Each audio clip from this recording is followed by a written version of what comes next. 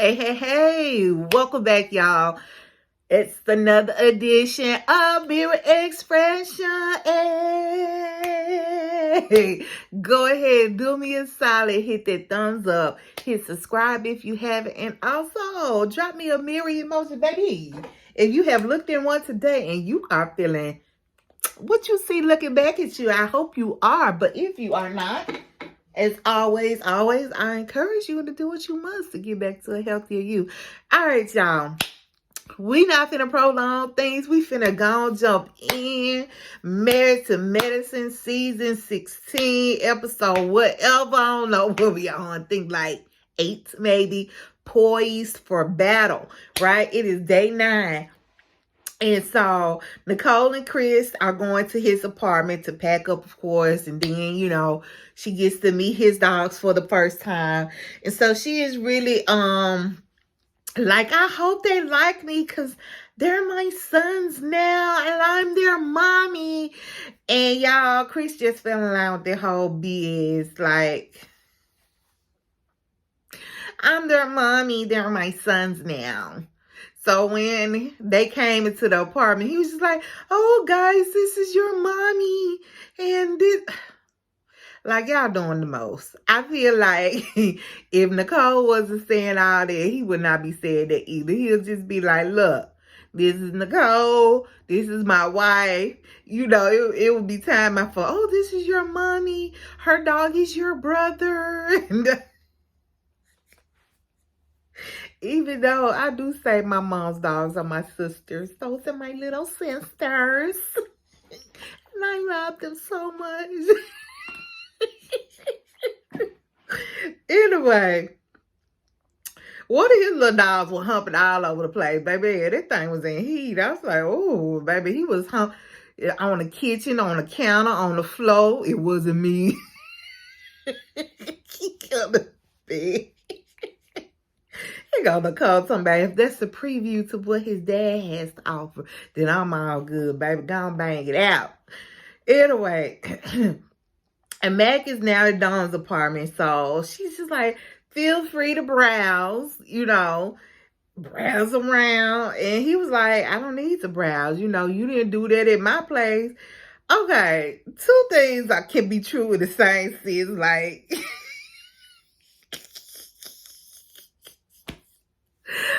But Kelly, you ain't have shit to browse around.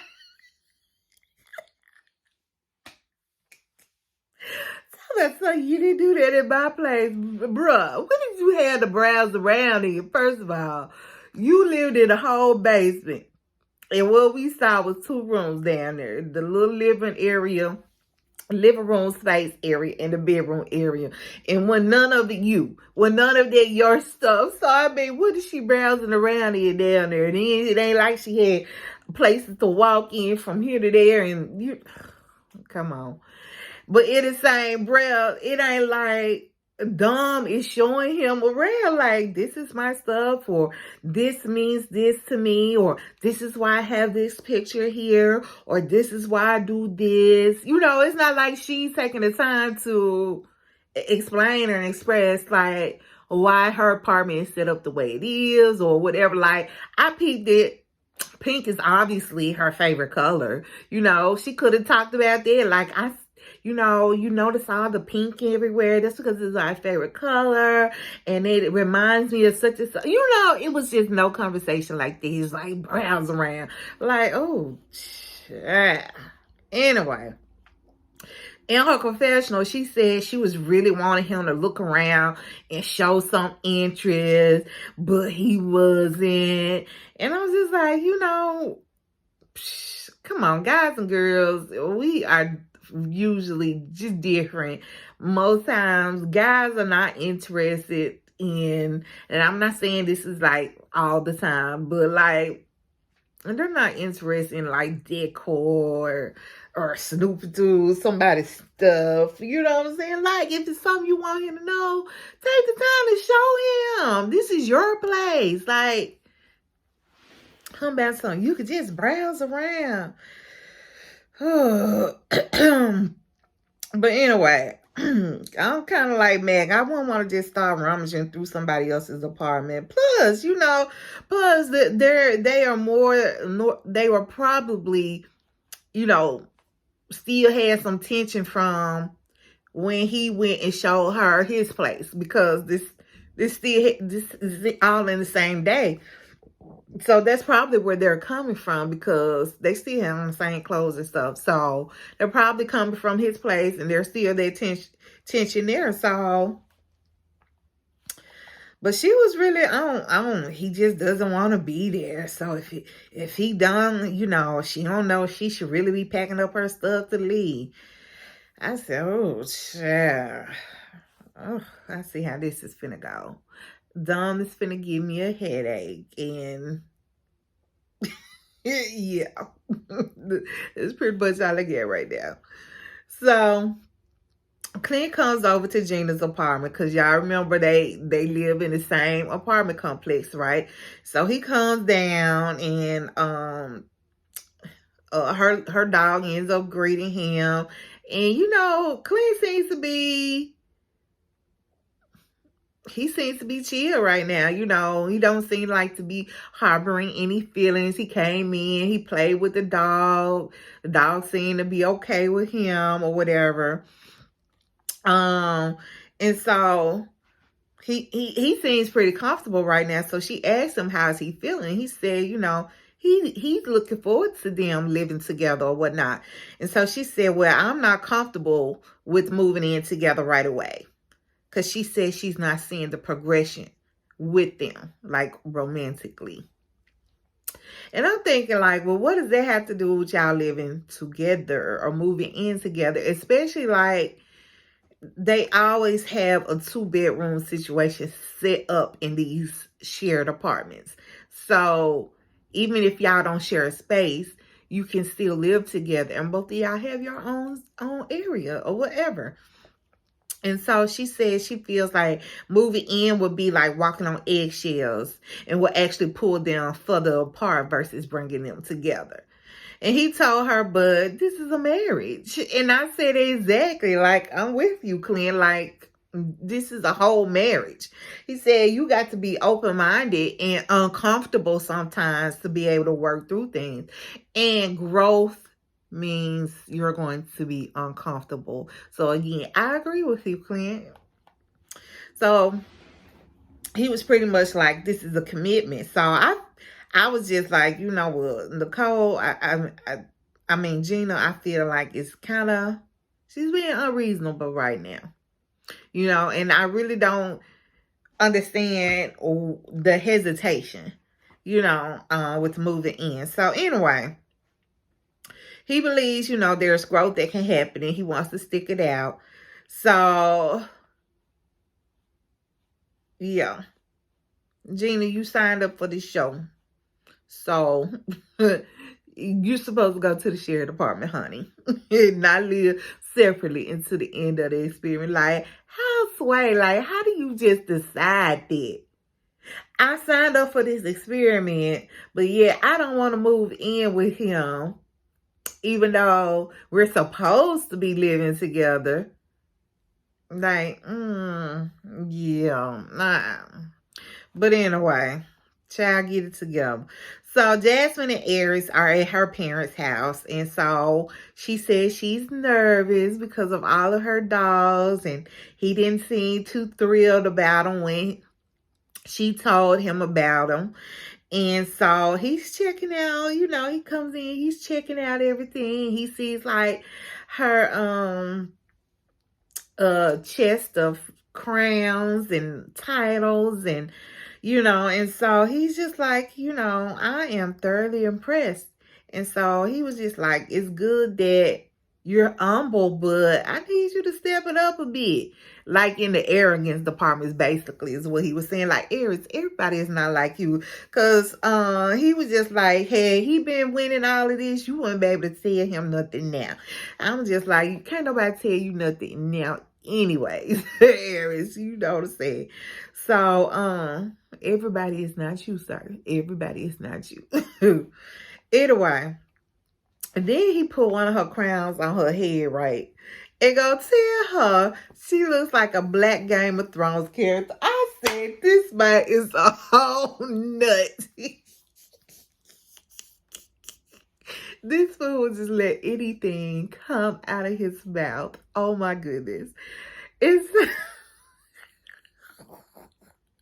a black Game of Thrones character. So anyway, she starts, kind of explaining to him how her titles work, because he was just like, he asked for a queen and they gave him a black queen, and so she ends up, once they get through with all that, she takes him over to where the dogs are, and so it really was not that bad. Like, I don't know where all the other puppies were, but we got to see about 4 or 5 of them living together in one little itty bitty kennel. And they was so adorable. Like, oh, maybe want one. I had puppy fever for a little minute.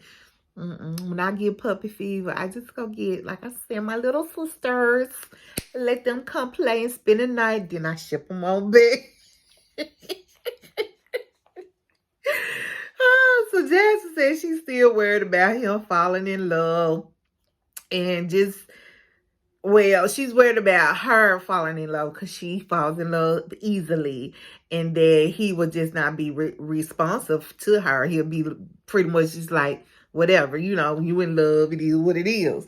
And so, just what I like to say is guard your heart, honey. You talk about all this falling in love easily. Just guard your heart, because I don't think Aries is here to do that. So make sure that you are doing that for yourself. Pay attention to the signs. So over with Shaq and Kirsten, they're at her place. And it just seemed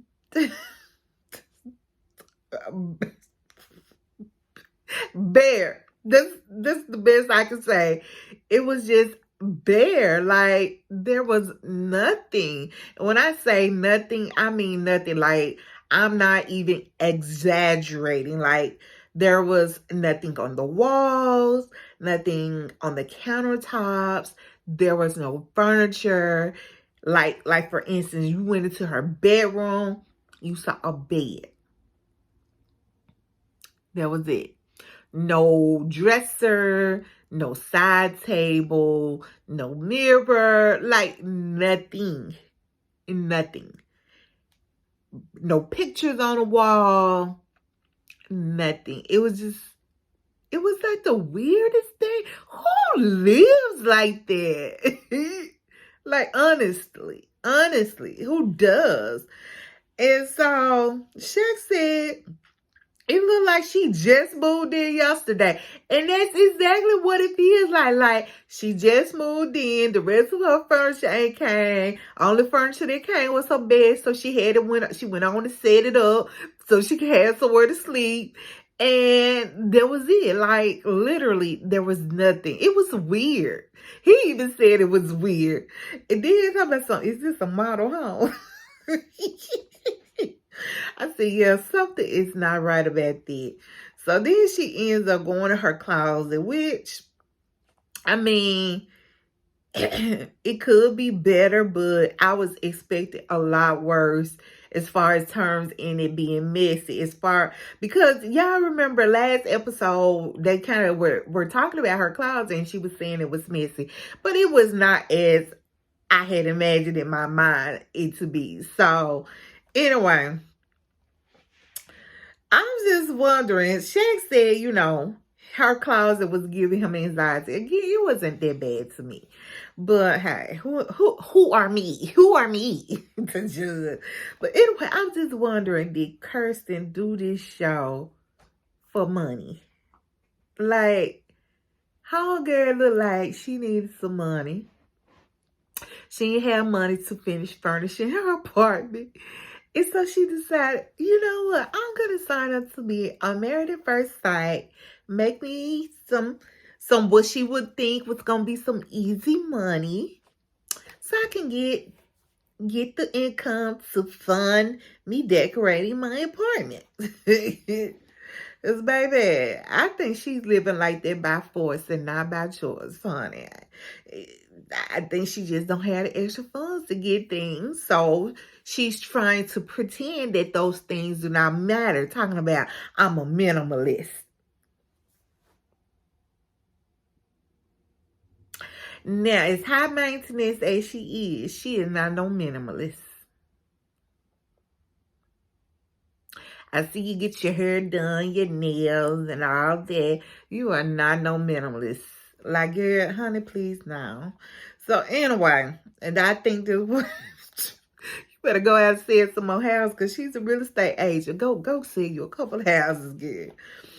Oh.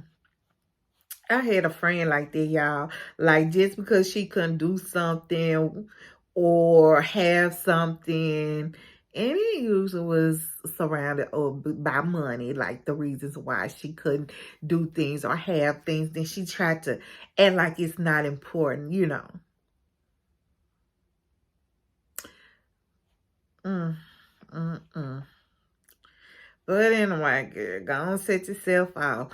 So Dom and Mac, they're in the car, and she asks him, you know, how are you feeling? She tells him his energy is like he doesn't want to be there. And I'm just like, girl, leave that man alone. You know, Dom, you have made some really valid points. I will say that. But also at the same time, I feel like you are just not letting things be. Like you've expressed your concerns. And it's just like, why continue to pick? You know what I'm saying? But anyway, so he said, you know, with you, it's just one thing after another that you don't like about me. I know that I'm not the most outgoing person, but there are things that I'm not getting that I want. And so Don was just like, well, what are those things? And so he brings up his dogs and how they are so important to him. They're like my kids. And y'all, to be honest, I don't know if I was the only one. I ain't know the man had dogs, to be honest. I don't really recall a time where he talked about these dogs until now. Do y'all? I really? Like, am I the only one? Did I miss that? Like, I didn't know. I've never heard him talk about them. But anyway, so especially if they meant so much to him, you would think, and I know there's a lot of editing that goes on, but you would have think they would have come up in conversation at least a couple of times where at some point we would have heard him talking about these dogs if they are that important to him. You know what I'm saying? But anyway, he was saying he doesn't want to bring his dogs around her because she's not comfortable with it. So then we get a flashback to 6 days ago, and they were talking, and Dom said that dogs should be a benefit, you know, and that they shouldn't be running around the house, and she doesn't want dog hair everywhere. She said, so Dom ended up saying, well, her thing is, you've been here 5 months without them already. And you ain't had them yet, so why all of a sudden now you want them? He said, wait, so you don't think they're a big deal to me? She said, well, if they were, you would have been brought them here. And again, touche. I feel her on that. Because why, like you've been here 5 months, and granted, he's not in his own place. But to me, they're probably, and maybe like the family didn't want or allow the dogs there. But to me, that would have been like even more of a push for me to find my own place, get settled, find the area I want to stay in, get my own place so my dogs can come live with me. I can be reunited with them because I love them so much. They're like my kids. You know what I'm saying? So I'm with her on it. I feel her totally on it. And so he gets all sarcastic and says, yeah, you're right. I don't like my dogs. I don't care that they're here. She said, that's not what I said. You know, like I said again, I just have to go with Dom on this one. Like, it's been at least 5 months, and that we could say that. But it may have been more because, as we've learned, before he was in Nashville, he was in California. And apparently, he was there to chase the show. He was trying to get on to the San Diego season of the show. Excuse me, y'all. You know? So yeah, so he probably didn't have his dogs either then. You know what I'm saying? It's probably been upward close to 2 years since that man has seen his dogs. The way he out here rolling stone. You know what I'm saying? So why all of a sudden you trying to enter a marriage, you want to bring your dogs into the situation. Like, again, too much. You're doing too much. You're doing the most. He's trying to justify his situation. You know, like he does. I just decided to move down here, take a break, restructure. You know, he was like, I wasn't going to bring them in until I had a place to stay. Well, why don't you already? Because again, if they were like my children, I'm sure I would be missing them, and I would be trying to find my own spot as quickly as possible. I'm just saying. So anyway, he goes on to talk about how he spent half his time in Michigan, half his time here. I said, man, let me find out. Let me find out that you are a drifter. I'm like her. You're not trying to put down any roots. I don't see how he really got picked for this show, to be honest. Like, there needs to be some type of residential criteria for these people to be on this show. I don't know if it is, but it is not seeming like it is. And if it is, it's not a good one. It needs to be something like, you have to show proof that you have lived in these zip codes, and they name them, they list them, XYZ, consecutively for the past 3 years or something to that effect. You know what I'm saying? So anyway, he goes on to say that maybe she doesn't think he's stable, but he does well with his cannabis business, so money isn't a problem for him. So I'm guessing it sounds like he's still doing his cannabis stuff, and that may, I guess, be why he's going back and forth between Michigan and Tennessee, because marijuana isn't legal here in Tennessee where it is in Michigan. So maybe he's conducting his business in Michigan and then coming back to Tennessee or whatever. But anyway,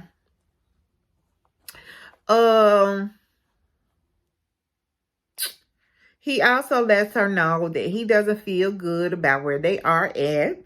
He's upset that not once has she asked him about his dogs, their names, to see a picture.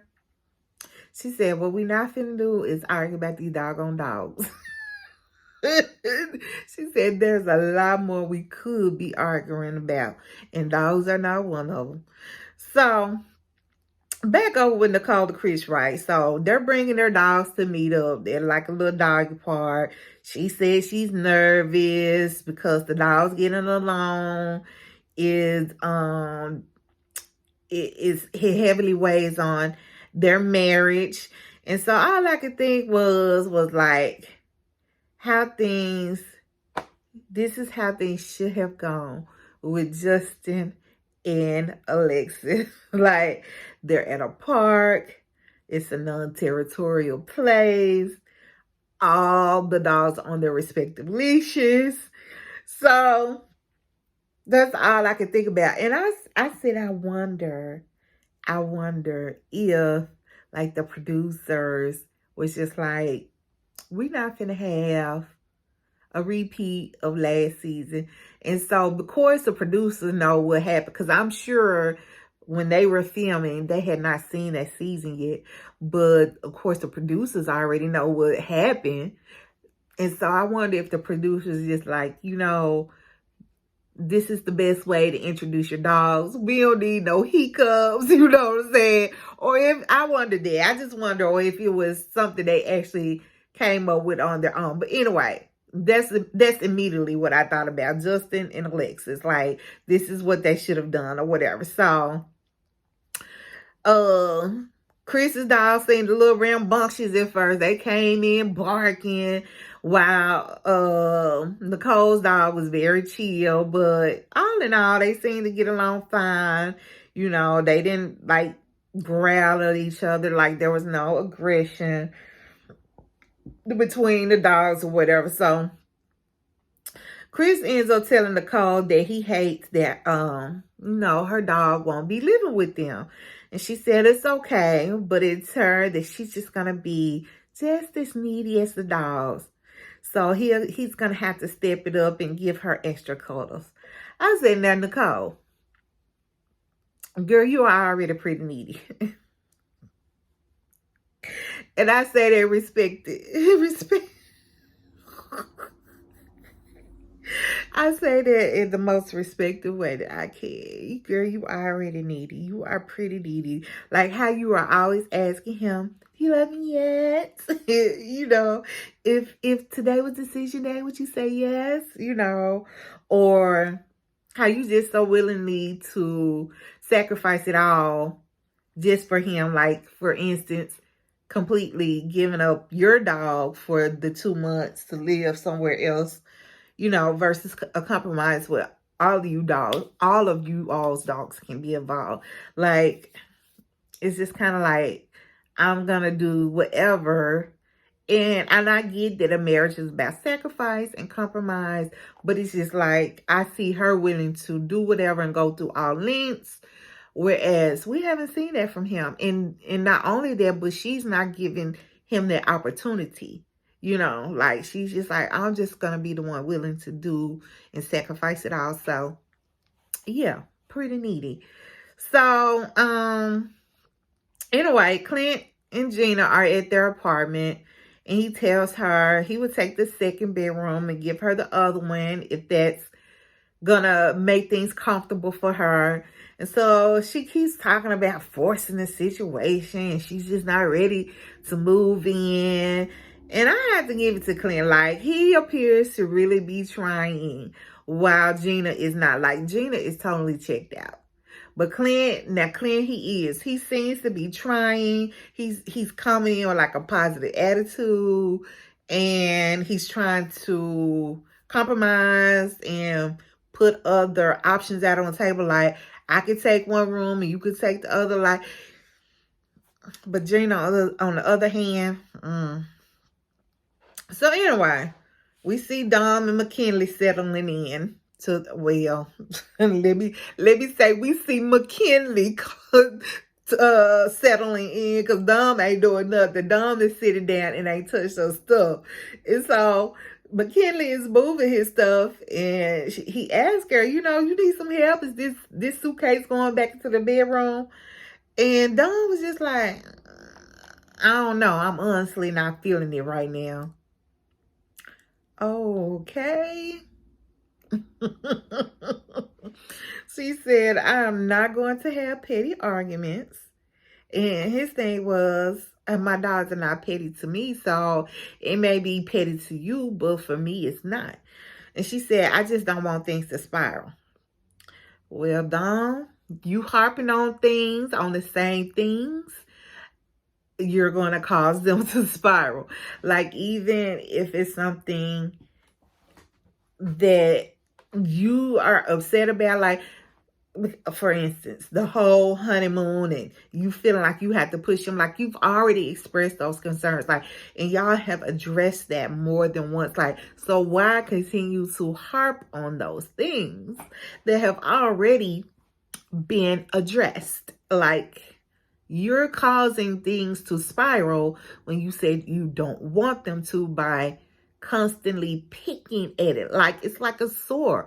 You let a scab get over, and then you come back and pick at it again so it can just bleed all over, and it takes longer to heal. You know what I'm saying? So anyway, Max said, you know, he feels like he's been spiraling since the honeymoon. He said, every day you tell me something you don't like about me, although I've been making compromises daily, and you are not. And she said, what do you mean? He said, she said, what do you mean? You act like I expect everything to be perfect. And he said, I honestly feel like that's what you expected on the honeymoon. You expected everything to be perfect and how you wanted it. And so she said, no, I expected you to want to do more. I expected you to not have to, I expected to not have to push you to do things. I said, oh, they are exhausting me. They are exhausting me with this same argument. Why are we constantly doing this? Why? Why? At this point, why? But anyway,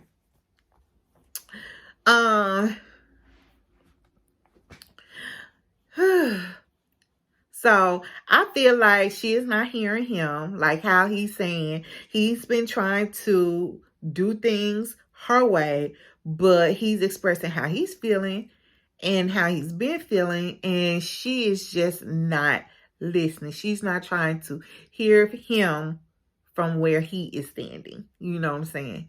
And so instead, she's just like, me, me, me, me, me, me, me. You know, you don't think I feel bad? Okay.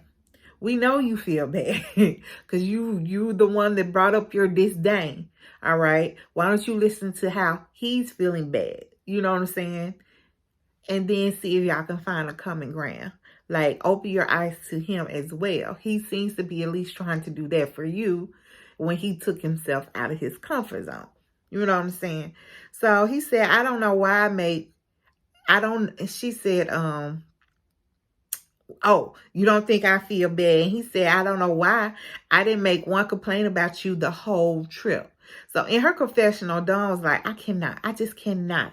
I can't. The petty arguments, the negative attitude, the no apart bit, I just cannot. I'm not moving in. I'm going home to take a bath. Max said, I guess we'll just have to wait until Master Cal to see what he has to say. I said, oh, Dawn. And I don't know. Anyway, it's day 10. Pastor Cal, he's making his rounds to the couples, right? So he's over with Jasmine and Aries first, and he asked them what did they think about each other at the altar. And Jasmine said she was very pleased. She was pleased and relieved when she saw Aries or whatever. And so Pastor Cal said, okay, so what happened on the honeymoon then? Here go Aries. Now, Pastor Cal said, look in there. Look in there. We are going to go deep. So Aries says that she's a lot more attracted to me and I'm just not there yet. And Pastor Cal said, well, is she physically attractive? He said, yeah, but she's not my type. Pastor Cal said, well, how do you feel about that, Jasmine? She said, do I want him to be attracted to me and want to rip my clothes off? Yes, I do.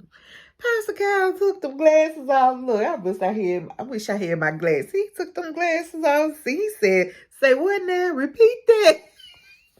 She said, do I want him to look at me and want to rip my clothes off? Yes, I do. So Aries said, he was asking himself why he doesn't feel that way towards her because it's usually the other way around. He's stressed out because, they were in beautiful Jamaica. He saw the hotel suite with the private shower, talking about normally he would have been on a balcony making an R&B video. Aries, you are not all that, brother. Can I just say that? Anyway, I digress. So Pastor Cal said, you're making this a whole big thing. Pastor Cal then asked, have they been physical at all? Aries said that, they hold hands and they do other like skin to skin contact, like then he was resting his hand on her leg, And I'm like, oh, okay. Oh, goodness, y'all. Pastor Cal said, well, How does that make you feel? Aries said it feels natural when it happens, right? And so Pascal said he wonders how much of his feelings have to do with this whole process. Like he said, some people just don't like to be in a situation where they have to perform or someone is telling them what to do, i.e. filming for a reality TV show. So Pastor Cal did tells Jasmine to let Aries know what it is about him that she likes. So she goes on to say that he's honest, he has good work ethic, he makes her feel comfortable. And so Aries said it makes him feel good to hear those things from him. And Pastor and that it makes him feel like they got a good foundation. I'm just saying, I don't know if y'all got a good foundation. But anyway, Pastor Cal then flips the question back onto Aries. So Aries says that he likes that Jazz works with kids. He likes how close she is with her family. She's a go-getter. And I was just like, Aries, is that all you got? This is all you got to say about your wife?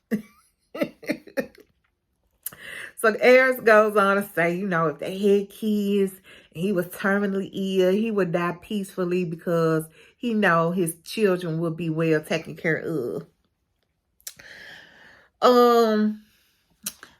So Pastor Cal said, you talk highly of her values and who she is, and that's what you need to focus on and fall in love with. And I just was like, that ain't gonna happen, Pastor Cal. That is not gonna happen. That's too deep for an F board, Pastor Cal. So Jazz says she wants to be seen for more than just her value. Like, she wants to be desired. And I feel you. And I'm glad she spoke those words out loud. But I feel like she's doing that because she has the safety of Pastor Cal there. Like, I don't think that she's going to be as vocal like this when it's just her and Aries by themselves. So Aries did say he feel like they matched him with what he needed. I said, yeah, but are you going to be open to receiving that? We shall see. So over with Gina and Clint, they get their visit next. And so Pastor Cal said, we need to talk about where things started to derail, right? So she brings up the slender athletic comment and how that really hurt her. Pastor Cal tells Clint that you can't sit there and tell me that this woman is unattractive. Clint said, I never said that. I never said she was unattractive. I apologized. I've learned from it. I want to be as adaptive as possible. Gina over there on the sidelines, mumbling under her breath like a whole child, talking about, we can talk about this all day. Like, girl. Now, am I by myself? Because I could have sworn that they had resolved this issue. Like, back in Jamaica resolved. Like, am I by myself? Am I the only person that thought that? Because remember, Gina said that Clint had came to her and they had talked about things. He apologized, and that was right before the big couples dinner.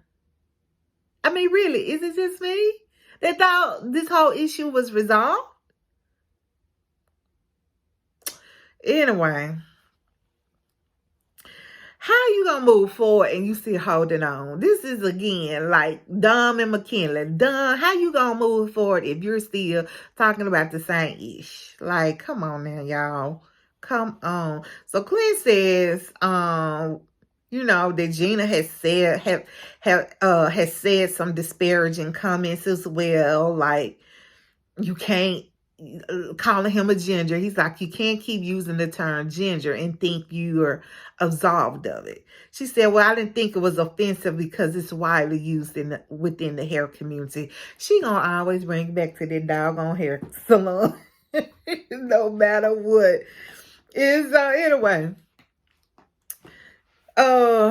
she says, weight is a different type of thing because it's an accusation and not a fact. And I think that really triggered something for her when he said what he did about the whole slender and athletic, because I feel like maybe like she has some insecurity about her weight, to be honest. I think and that's why it's so triggering for her and so hard for her to move past it. So yeah, that's what I'm thinking. I'm sensing some insecurities there. So they kind of get into like a little tussle about what and who will be considered an athlete. And she's just like, I bet you I can keep up with you any day in a gym and yada, yada, yada. And so Pastor Cal finally stopped them. He's just like, you know what? This whole conversation is going left. It's ridiculous. He was just like, y'all start things off by talking. Starting things off by talking about what y'all don't like is just sabotaging the whole relationship, basically. So he asked Gina, like, but why didn't you move in? She said she didn't think it would be beneficial. You know, they needed a space to get to know each other without the added pressure of living together. Right. And so Pastor Cal said, I get it, but it's not right. He said not moving in was a step in not being together. I said, I believe, I'm with Pastor Cal on that one. So he says, you know, that he needs to know if they're going to either move forward or if this is going to be their decision. They basically like, let us know what it's going to be, because this is what y'all not finna do. So Clint said he's committed to seeing things through. He wants to continue with the experiment. Gina says, you know, she doesn't want to give up either. So she wants to see if things will work. She says she doesn't feel right, though, about the whole living together.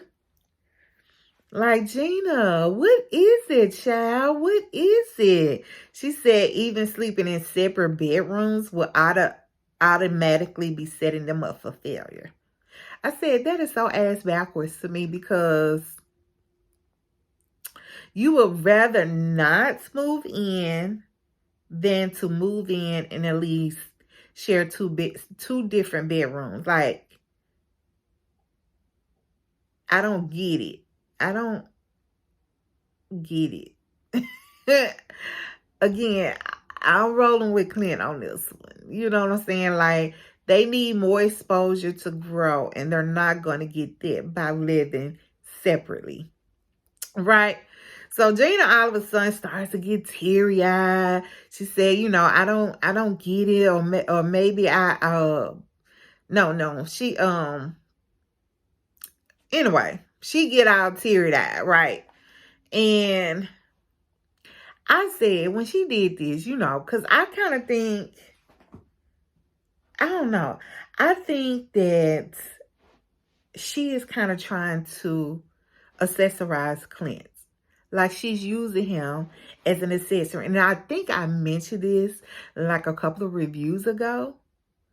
But moving in doesn't fit nice and neatly into her little box. Like, I think Gina is probably one of those people that is very routine. She does everything the exact same way every day, like boop, boop, boop, boop.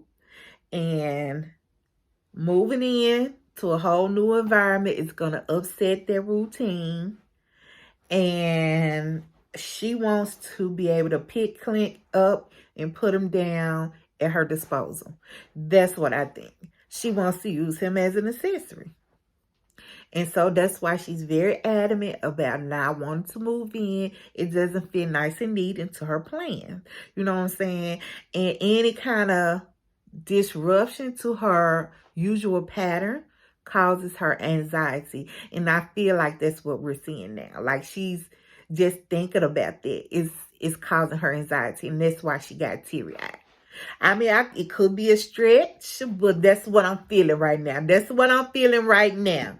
You know, because, baby, she getting too emotional for no reason. Like, what was the tears for, honey? But anyway, Pascal is like, talk about it. And so she's talking about not moving into the shared apartment. And so uh they'll just have to take it but day by day, she said. So anyway, over with Chris and Nicole, he brings up how both of their leases will be up by the end of this process, right? So he wants to talk about their living situation afterwards, because if they're going to renew their leases in their different apartments respectively, they have to be able to turn in a 60-day notice ahead of time or whatever. And so for him, his deadline was coming, I think like a couple of weeks before hers.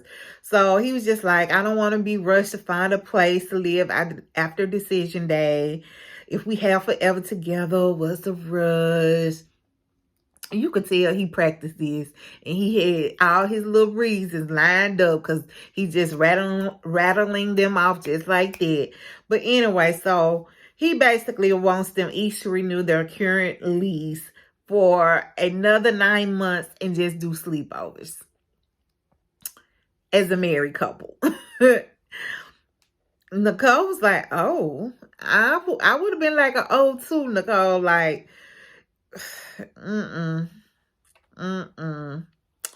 Anyways, you could tell Nicole wasn't liking the idea. She said she thinks it would be hard to go back to living separately.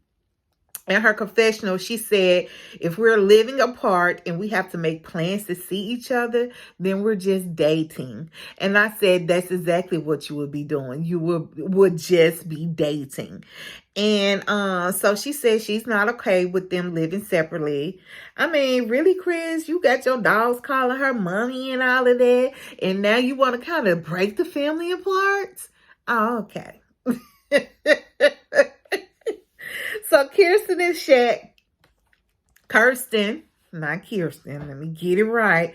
Kirsten and Shaq get their visit from Pastor Cal next, right? So they talk about their wedding and how their families meshed well. They said it was like a family reunion for them. Kirsten said as far as being married, it feels natural, and she likes how he overly communicates with her. And so Pastor Cal brings up the honeymoon. Y'all know they kind of had a little dispute. They bumped heads. And so Kirsten, was just saying that he jokes too much. And I told him it's a time and a place for everything. And Pastor Cal said, some things you're just going to have to brush off. You don't have to like everything about your person. And so she said, it's okay to joke around and play. I just want the emotional connection too. And I'm just like, girl, I feel like you just talking. You just saying anything. You know what I'm saying? So she's saying she wants these things. I just don't really feel like she's being genuine about it. So she's saying she wants this emotional connection because it builds chemistry. And so Pastor Cal said, well, is there chemistry between you two? And she was just like, no, not really. Whereas he was just like, I feel like there's some, like, we cuddle at night and I'll kiss her forehead. I said, dude, that's about all you doing. Like, where is the real chemistry? That's chemistry. You kissing her forehead. Like, bro, that's all you get. So anyway, she says she does have her guard up and she has to work on taking it down. Shaq seems very open to making things work, but Kirsten she's just not into him. She's not. She claims she's going to be more open or whatever, but I don't see it. So, Chris and Nicole get their visit from Pastor Cal, and Pastor Cal brings up that Nicole has a strong personality, and he wants to know how his Chris dealt with this. So Chris is just like, she can be intense and high-headed, but he hasn't seen it personally. And Nicole was just like, yes, you have. And then we see a flashback of their apartment cams. Like, Nicole is going off at the cameras about one of her wedding pictures that she didn't like. And she all like holding it up to the camera like, you see this? Who would do this? I was like, oh, okay. Yeah. So Chris said he has learned how to have a backbone because he used to be walked over in his previous relationships. But now he's learned to have a backbone, and that he feels like he can be open and upfront with Nicole. Like he uses the example of the apartment, like how he brought up how he wanted them both to renew their own leases. And so I said, yeah, you could be open up front because she's ready to make things happen for you. You know what I'm saying? Like, she ready to do whatever you want her to do because she don't want to lose you. So anyway, talking about he feels like he can be that way with her. But I said as soon as he cried them crocodile tears and got what he wanted, he knew then he can continue to use that on her. But anyway, so Pascal wants to know about this whole not moving in together after the experiment. And, you know, Chris said, well, we just don't want to be homeless if things don't work out. And Pascal said, you don't have to move as if things... No, Pascal said, you have to move as if things are going to be forever. Like, you can't live on a what if, basically. Like, what if we don't work out? Like, no, you have to move forward as if things are going to work out. So, y'all, when Nicole's face was saying, oh, Nicole was not feeling it. Even though that's not what her mouth saying, her face, she was not feeling it or whatever. And so I said, she really don't want to do that. She wants them to live together. And sure enough, in her confessional, she said, I actually agree with Pastor Cal, but right now she's just going along to get along with whatever Chris wants. She don't want to rock the boat. So Nicole said she asks him every day, if today was decision day, what would you say? And he always gives her a yes. So Pastor Cal was just like, why would you do that? Why would you do that? Why do you ask him that every day? She was just like, well, first it kind of just started off as a joke, but now it's kind of like a temperature check type of thing. He said, well, what if y'all are having a bad day? It would kind of send you into a tailspin if he don't respond the way you want him to. And Nicole said, you know, I respect Pastor Cal and all, but bump that, I'm going to continue to ask my man if today was decision day. Because I like to hear him say, yes, he was. Girl, set yourself out good. But anyway, we also find out that they have had sex too. So, over with Dom and McKinley. Dom ended up showing up at the apartment, right? They haven't spoken in 3 days since she decided she wasn't moving in. So Pastor Cal shows up. And as soon as they sit down, I mean, their body language was loud and clear. Do you hear me? Pastor Cal told Dom, you are poised for battle. I mean, absolutely. Y'all, sometimes I be like, why did they name this episode this, that, and the other? But this one, I see. And it fits perfectly because even before he said that, like I said, as soon as they sat down, like, it was palpable. Like, oh my goodness. Like, their body language. It was awful. But anyway, Pastor Cal said, what's up? What's up with all this body language? You're poised for battle. Like, what's up with that? She said, we both have concerns. And, you know, so she goes on to say that there are things he asked for in a spouse that he didn't get and vice versa. It was things that she wanted that she didn't get. So Pastor Cal said, well, what didn't you get? And so she said, someone outgoing, adventurous, positive. And he said he wanted someone that was somewhat extroverted, but not as adventurous as Dawn was. And plus, she's not a dog person. And then here she go. Well, Pastor Cal, you know I put on there that dogs in the bed are a deal breaker for me. Pastor Cal turns to Mac and said, do your dogs have to sleep in the bed? And this man talking about, I guess they don't. What is that? What do you have to, why was that something you had to do a deep think about? Tell me some, man, you know them dogs do not have to sleep in the bed. And then, two, you got to think now you got a whole nother body in the bed. And you trying to add some dogs in the mix to that. Man, get on out of here. Now, you being petty now. Mac, you being petty. So, anyway. Oh, sure. You're going to have to make some adjustments. So, Pastor Cal said it best. He said, did y'all want marriage or did y'all want marriage on you all's term? Like, all this can be compromised. And it can, like, the dogs ain't got to sleep in the bed. Y'all can find some middle ground and her being extra adventurous and you not being, you being introverted. Like, y'all can find a common ground to that. So he was just basically like, this is absurd. Don said, I wanted marriage, but I didn't think I was going to get someone polar opposite of me. And it's Don, to me, it felt like Don was tattling. Like, she was tattling on Mac. To Pastor Carol, did it feel like that to y'all?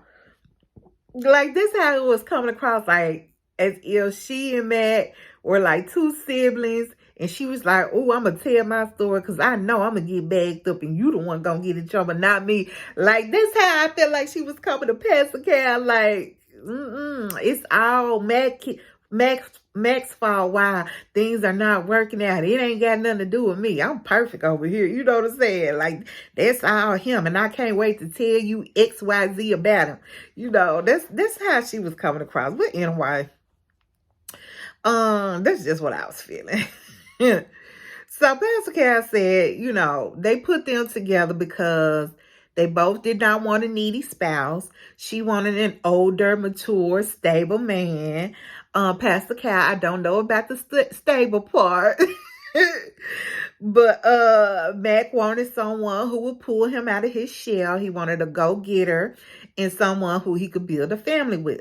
So Don said, well, I wanted someone more established and you didn't and you didn't want to find a place, but you wanted to commit to marriage. Like, what's up with that?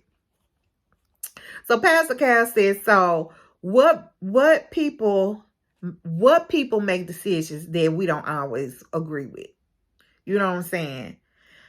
People are just gonna make decisions that you don't agree with. Pastor Cal, and I said, now this is where I have to respectfully disagree with you, because a person's pattern on how they make decisions speaks volumes. Like, if I cannot trust you to make sound decisions, then something just is not right. You know what I'm saying? Because if I can't trust you to do that, how can I trust you, especially like in a family dynamic, how can I trust you to lead a family and make those decisions that are best? I mean, Pastor Cal does go on and talk about being able to make better decisions together as a couple. And I get all that, but I also need to know that my spouse, my mate, my partner, they are able to make decisions, make sound and better decisions alone. You know what I'm saying? Because it's not going to always be two of us coming to the table and making decisions together. It's just not going to always be the situation. And so I need to know and trust that if we can't do these things together, that you are able to do them alone and not act impulsively or irrationally or make decisions that are self-serving or just be plain dumb about things. Like, I need to know and trust that you can. So yeah, Pastor Cal, I got to disagree with you on that one. So anyway, Max said he felt judged by the whole basement thing because you could have taken me to a tent and I wouldn't have been less attracted to you. And I was like, oh, that's because you ain't got a pot to piss in or a window to throw it out of, Mac. You know what I'm saying? So she said she would have liked it better if he lived somewhere with 4 roommates versus the basement of his friend's home. I said, now, Dom, that's where you losing me, because, baby, don't neither one of them make sense. Neither one of them are very appealing. Especially for a man of 34 years of age, if you ask me, neither one of them situations. Like, both are saying, I'm not ready to do real life. So Pastor Cal says, so what do you want to do? She says, I'm just over it. And he said, well, what does over it mean? Like, are you over this conversation, or are you over the marriage? And insane. Y'all know they like to leave us hanging. So we don't get to hear her response, but I got a feeling she gonna try to stick it out, because we did see her in the upcoming preview. But y'all know what I was thinking. Y'all know ladies be gossiping. We gossip. That's what we do, right? And so I said, I bet you these ladies got a group chat going on their phone. And then as soon as one person didn't move in, she put it down in the chat. I ain't moving. I bet it was Gina too. I'm not moving in. Da-da-da-da-da. And so then the other ladies are reading it. And so Dawn done got it in her head. Well, shit, Gina said she ain't moving in. I ain't moving in either, because I'm over it.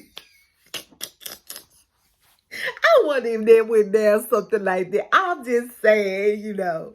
But anyway, y'all, that was the end of the episode. Y'all tell me some of the things y'all saw that stuck out to y'all. Did y'all like this episode? I think it was a pretty good one. So, yeah. But anyways, that's all I got. Don't forget to hit that thumbs up. Please subscribe if you haven't. And as always, I pray for you all. Please pray for me. And what? We're going to continue to watch God change things. Talk to y'all later.